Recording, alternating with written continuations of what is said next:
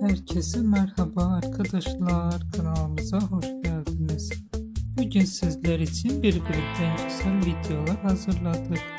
Güzeller güzeli Elcin, Sangu ve yakışıklı oyuncu Baris Arduc'tan yepyeni ve güzel karelerini sizler için topladık.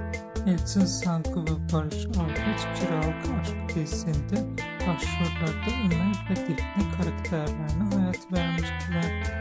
Biz de sizler için onların en güzel ve en özel fotolarını hazırladık. Bu videoların devamını gelmesini istiyorsanız kanalımıza abone olup yorum yazmayı unutmayın. Videolarımızı sonuna kadar izlemeyi unutmayın. Herkese teşekkür ederiz. İyi günler.